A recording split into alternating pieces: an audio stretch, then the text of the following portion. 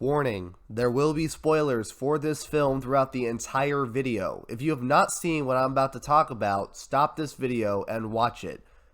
Or don't. It's your life after all. Alright guys, let me take you back. The year was 2017. The year I found out what anime actually was outside of your typical athlete talking about Naruto and Dragon Ball and everyone else with Pokemon when I was in high school. Of course, because it was something new, I wanted to know what to start watching and really where to start in general. I got the usual suggestions from friends, Cowboy Bebop, Full Metal Alchemist, both of them, and at the time, One Punch Man. But I distinctly remember the first film that I was ever suggested to watch. Surprisingly, it wasn't a Ghibli film from 20 years ago, but instead it was a film that came out in North America that same year when I just got into anime. Looking back at it now, I don't even know if it came from anyone at school, if it was just some guy on YouTube talking about it, saying it was their personal favorite film, but regardless, I saved it on my watch list and eventually got around to it. When the credits started rolling the first time I watched a film, I knew this was unlike any film I have ever seen before or since. And yeah, while it isn't perfect, there are still a metric ton of things to talk about regarding both the film itself and its enormous reception that eventually made its director, Makoto Shinkai, an unavoidable name in the world of film and animation. Let's hear the whole story in the latest edition of the Makoto Shinkai Project, Episode 7. Wait for it. Wait for it. Your Name.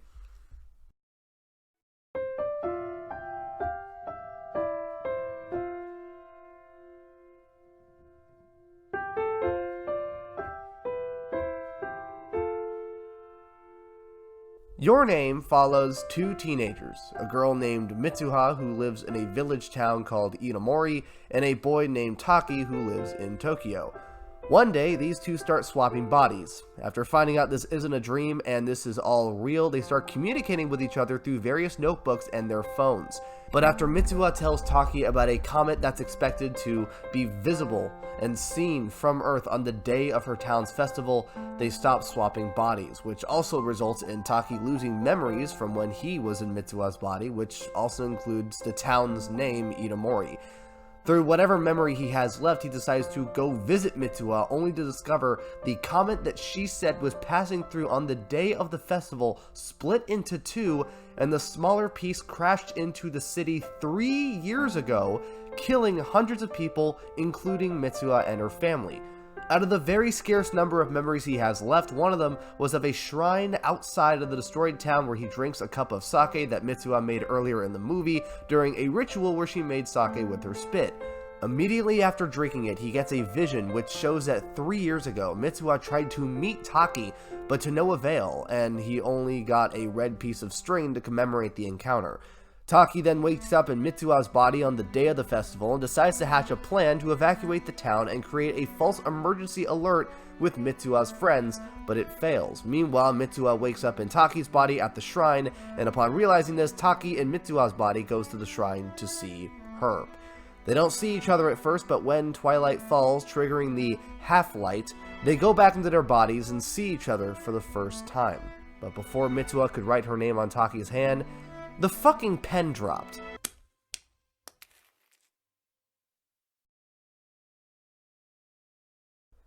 They're alone again. As now Mitsuha is trying to evacuate the town, the comet crashes into Inomori and Taki wakes up in his own time, remembering nothing. The movie ends 5 years later in what possibly is one of the most famous movie endings in recent history, where they pass each other at the staircase at the Suge Shrine in Yatsuya, where they become once again connected as they ask each other for their names.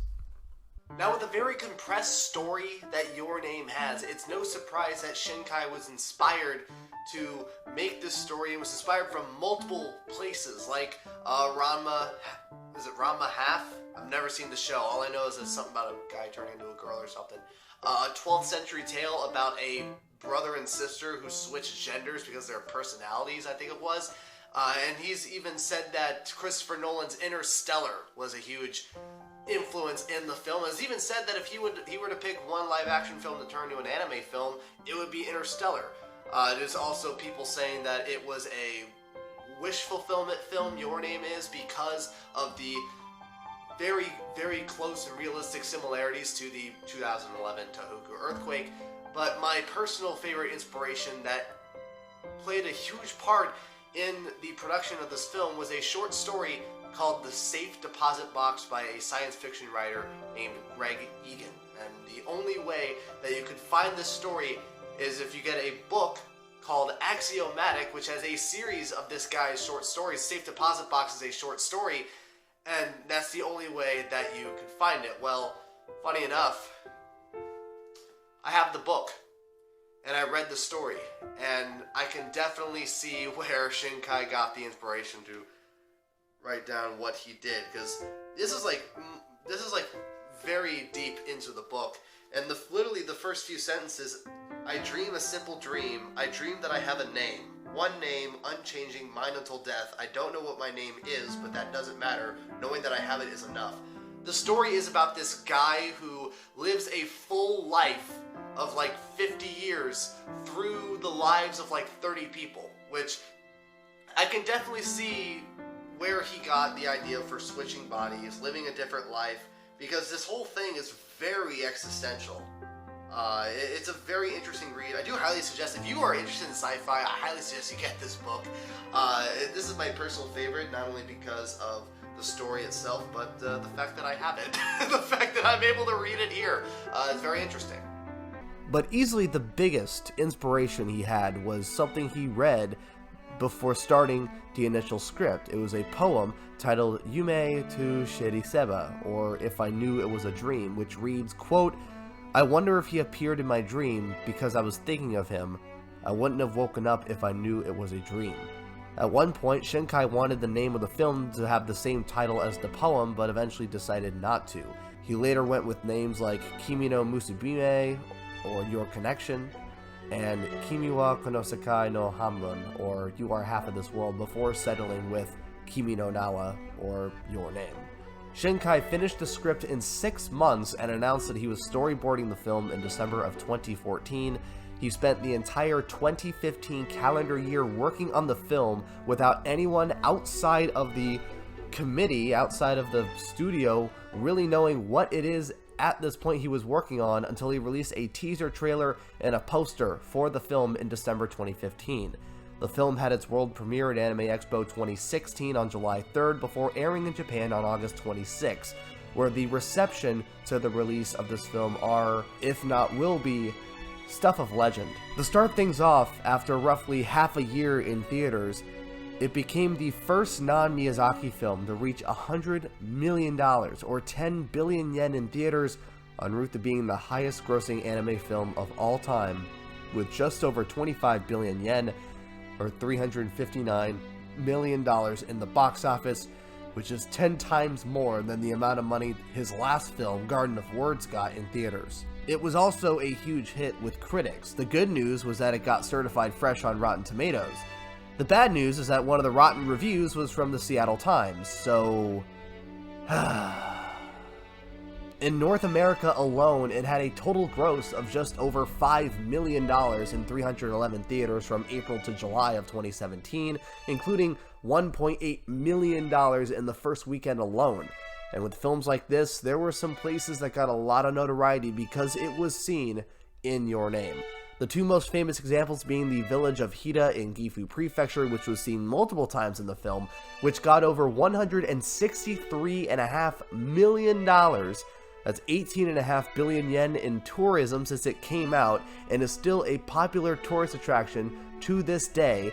No, I am not joking. As well as the stairs at the end of the movie, which has seen numerous people either take pictures of themselves on the stairs, of the stairs itself, or try to recreate the famous pose from one of the posters. But despite all the praise, Shinkai has been rather persistent against the success of the film, saying that 2 years wasn't enough.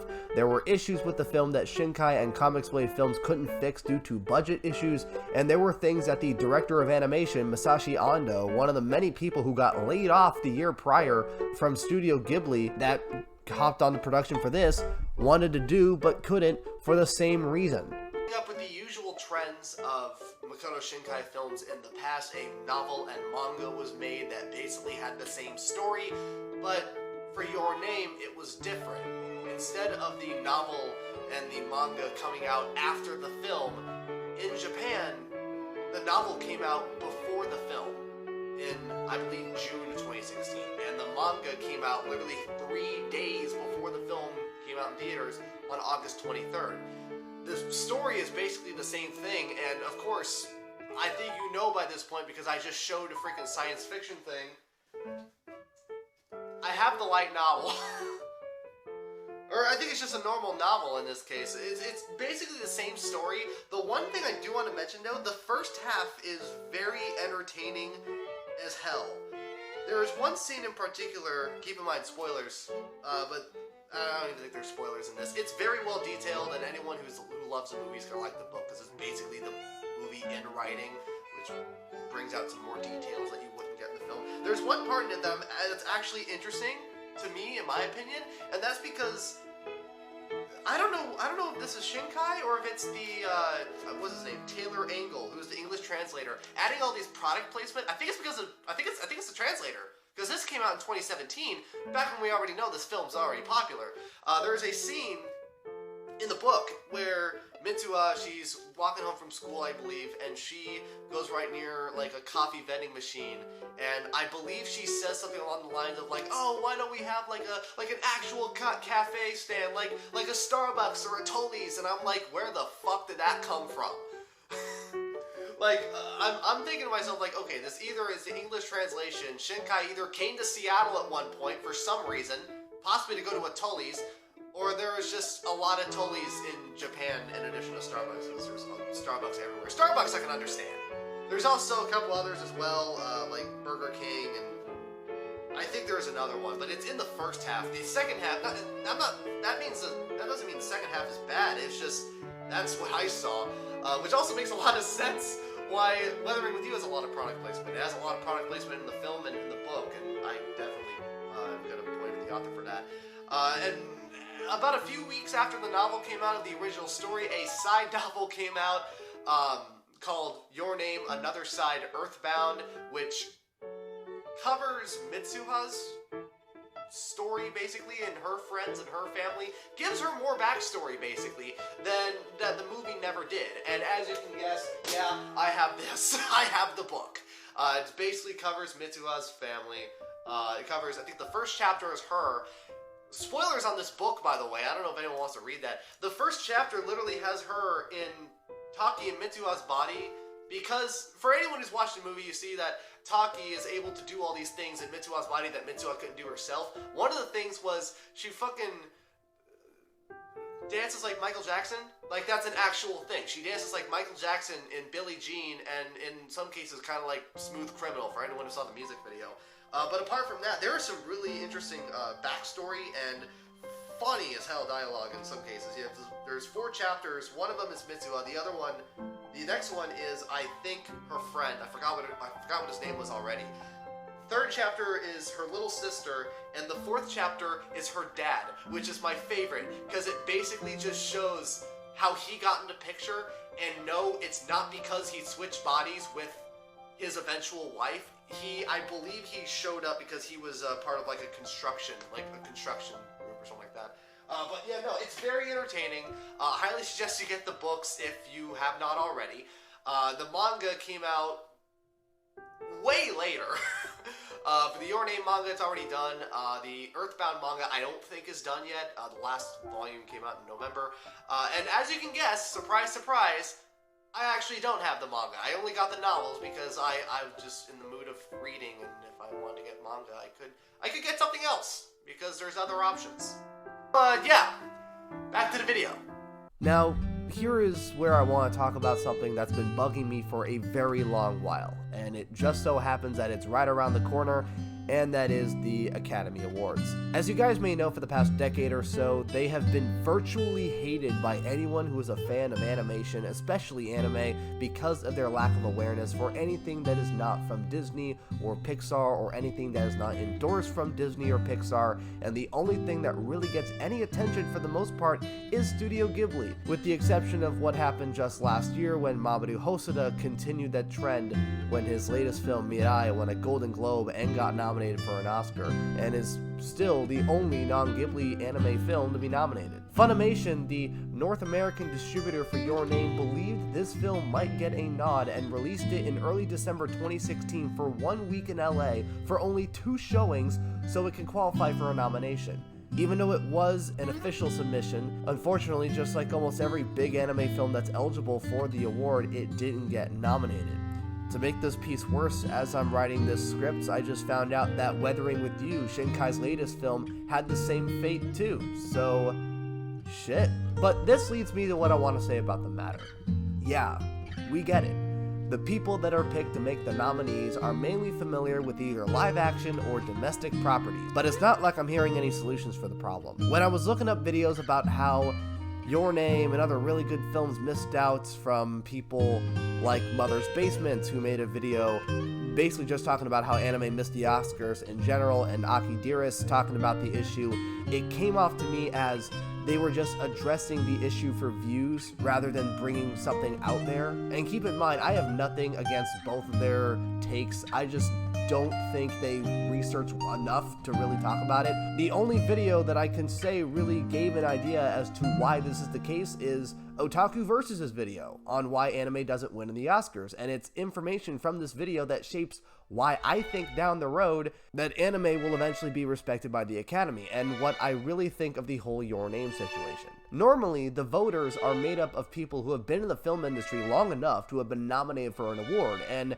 according to a survey by the LA Times, the majority of those voters are old white guys in their 50s and 60s, which means chances are they won't take anime films like Your Name, and distributors for that matter like Funimation, seriously. Which is kind of why I blame Funimation for the reason Your Name's not nominated instead of the Academy, because they were trying so hard to make sure it got in the Academy Awards in 2017. They had, again, only 2 showings in LA, and they played it for a week, instead of just waiting it out and hoping it gets nominated for the 2018 awards instead, where more people would have known what the film is during its run, because it got $5 million when it premiered in North America. It easily had a better shot of getting noticed then than it did in the 1 week in LA. Now, here's why I say that anime will eventually be respected in the Academy. Keyword, eventually. In the last 10 years, anime has grown to have a huge fan base out here in the West, with more and more people showing their love for it every year, and it'll be no surprise that that influence will eventually go to any upcoming filmmakers who will make their own shit, get nominated for an award, and sooner or later get asked to be in the group of nominees so a non-Ghibli film can win an award. Now, I know what you're thinking. Payne, will this actually work? Frankly, I actually don't know, but it's better than nothing, and I think it's beneficial enough that I'm throwing it out there. In addition to the whole Oscars fiasco, there was also some outcry over a piece of news that rarely got any updates in recent years, and that is the live-action adaptation of Your Name. Oh god, I can already hear people cringing right now just from me saying that. For people who are not caught up in this whole part of the story, back in September of 2017, it was announced that a live-action adaptation of Your Name is in the works, with J.J. Abrams as the producer, Eric Heiserer as the screenwriter. He is known for writing the sci-fi thriller Arrival, where he was nominated for Best Adapted Screenplay, and the movie itself was nominated for Best Picture, among multiple awards that year. And the film will be made by Paramount Pictures and Abrams Studio, Bad Robot Productions. Fans of the film obviously did not like even the thought that this would be made in Hollywood, even with Eric's proposed synopsis of a Native American girl and a boy from Chicago switching bodies. But believe it or not, this direction is where Shinkai and Your Name's distributor Toho want to take it. Not the synopsis per se, but just having a Western perspective of the story in general. As time went on, it was announced that Genki Kawamura, the original producer, will also help out in the live-action film, and Mark Webb, yes, that Mark Webb was picked to be the director of the live-action film, as Shinkai said that he liked Webb's directorial debut, 500 Days of Summer, which is considered to be a classic when it comes to romantic comedies, apparently. As of the making of this video, the script is still being made, and Shinkai has said during interviews promoting Weathering With You that if there was any changes to the script, he would look at them and see if it would work. I don't know about you, but unlike the previous adaptations of anime series and films, there will be some input given from the original creators, and considering the last big film to be adapted from an anime and manga series, Alita Battle Angel, was a huge success and gave people hope in what Hollywood might actually accomplish positively with these things. Let's hope when this is released in theaters that this will confirm that Hollywood is going in the right direction with this stuff.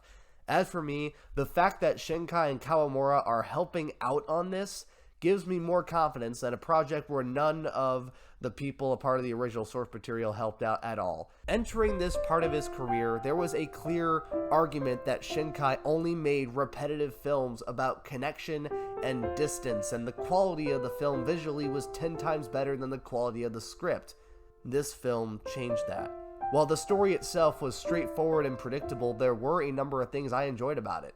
I like how the gags at the beginning of the film don't get stale, like the famous scene where Taki feels himself in Mitsuha's body, and the pronoun changes, which feel like something out of the Monogatari series, in the sense where you can only watch the subtitled version to really get the experience. I like how the film chooses to show the reactions of their friends and family after seeing their behavior change before it was revealed that Taki and Mitsuha were switching bodies. I like how Shinkai tried to make something that feels like a Ghibli film without actually ripping them off this time, as he turns a dilemma between two people into a metaphor for society as a whole, and having a sense of magical realism that you would only see in a Miyazaki movie.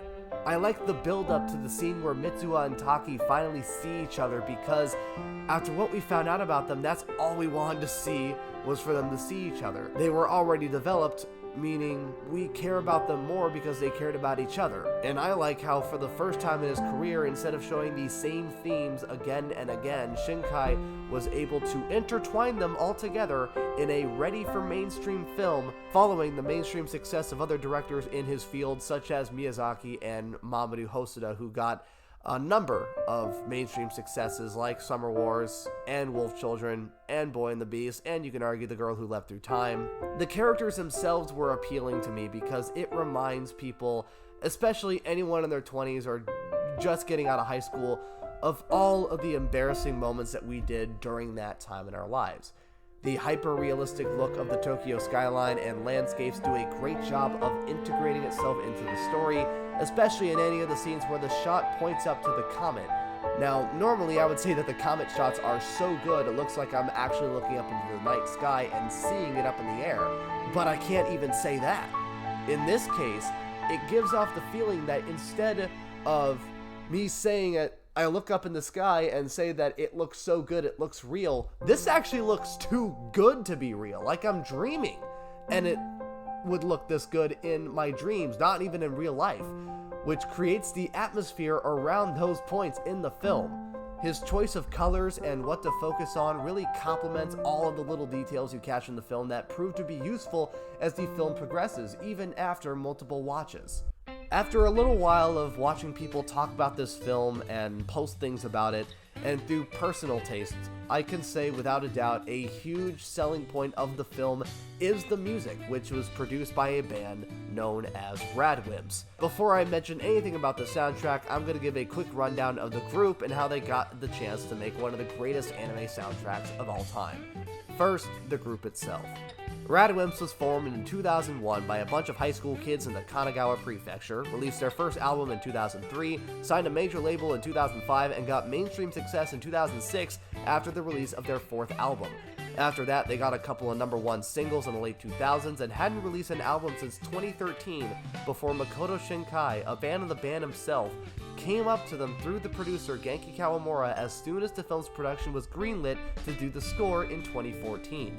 The soundtrack took a year and a half to make, as the band was only given the film's script and any information Shinkai gave them, which meant with any changes Shinkai made, the band had to change course on a track in the soundtrack that was going to be on the film. While the singles on the album were obviously a group effort, the band decided to divide the effort of the instrumentals through the 3 band members. Some of them weren't even done in the studio. They all had their own private studios to work in their homes. According to interviews the band made after the movie, they said that when they made the soundtrack, they realized how passionate they were in making music after a number of years, and at the same time, as well as working on the soundtrack, they released their 9th studio album, Human Bloom, which has a couple of tracks from the Your Name soundtrack and a few more that were inspired by it. When the soundtrack came out as a standalone album, as expected, it topped the Billboard charts in Japan and even got on a few charts here in the United States when the film was released in 2017. When it's blended into the film, the music brings a youthful tone to the characters' interactions and helps establish Taki and Mitsuha as teenagers who are following their hearts, which is what motivates them the whole way. In a way, you could say the 3 members of Radwimps, most notably the singer Yoshino Noda, are co-directors alongside Shinkai because of how crucial a part it played in making Your Name what it is. At one point, there wasn't a day that went by where I wasn't listening to the soundtrack on Spotify. It was that infectious, and in some cases made some moments more memorable than they should be. Trust me, you haven't lived until you've either listened to any of the songs while on a plane or on a bus at 1 a.m. under the night sky right next to a mountainside. Unfortunately, I can only say that for the Japanese versions though. The songs that were re-recorded in English is trash. It sounds fine, there's just no flow, and it sounds like Noda crammed way too much into every line. So basically that means for anyone who hasn't seen this movie and thought it was a good idea to keep watching the video into this point, here's some advice: watch the sub version. You're gonna get the full experience there. After looking through this film over and over and over again, personally, Your Name is one of my favorite films ever. And I'm saying this after I see all of these issues this film has, like how the majority of the development for Taki and Mitsuha were in the first half hour of the movie, or when Taki tries to go see Mitsuha, his 2 friends show up and it's never explained why they're there, nor were there any good reason for them to be there anyway, or the fact that the film has an OP that ends up being a hit or miss for most people, even though I think it was a placeholder for Shinkai to add in a song because he couldn't find another place to put it. And if you end up watching it multiple times, you'll find out that it spoils the whole movie, which I gotta give him props for that. Or the now infamous plot hole that everyone points out about how Taki and Mitsuha didn't see they were 3 years apart way earlier than they did, that they both had calendars. But the reason why I still love this film amongst all of that is because this film has the ability to please fans of numerous genres: comedy, drama, sci-fi, fantasy, adventure, supernatural, kind of psychological, suspense, any fans of those, leaving a lot of people satisfied. Shinkai was able to have the emotional weight it did by taking aspects of his previous works and incorporating them into what I believe to be his magnum opus. In fact, you can make the argument this is the magnum opus for everybody involved. Because of how it's presented, this is a film only Makoto Shinkai could have thought of, and what he made, whether you like this film or not, ended up being a huge footnote in both anime and animation history. To quote Genki Kawamura in an essay he wrote at the end of the Your Name novel, he wrote, quote, "Humans are mysterious creatures. We forget the important things, and all we remember are the things that don't matter.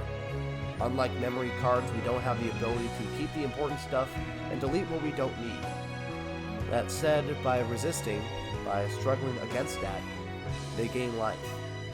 Your Name, a movie that tells the story of a boy and a girl struggling magnificently in this cruel world, will be completed very shortly. Without a doubt, it's going to be Makoto Shinkai's best film. No, let me rephrase that. The world is about to meet Makoto Shinkai's ultimate masterpiece.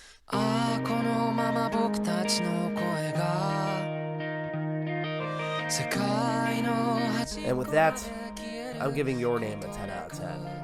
Thank you guys for watching this latest video on the Makoto Shinkai project. This is one of the few videos that I have always wanted to make since I started this channel, and I feel absolutely amazing right now, knowing that I am recording this audio and editing and uploading this, and I know that when this video comes out, it'll be the greatest feeling in the world for me.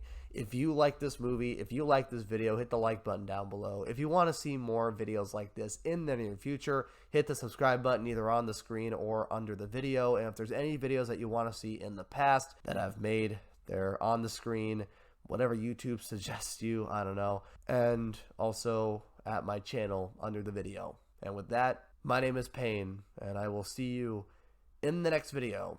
See ya, guys.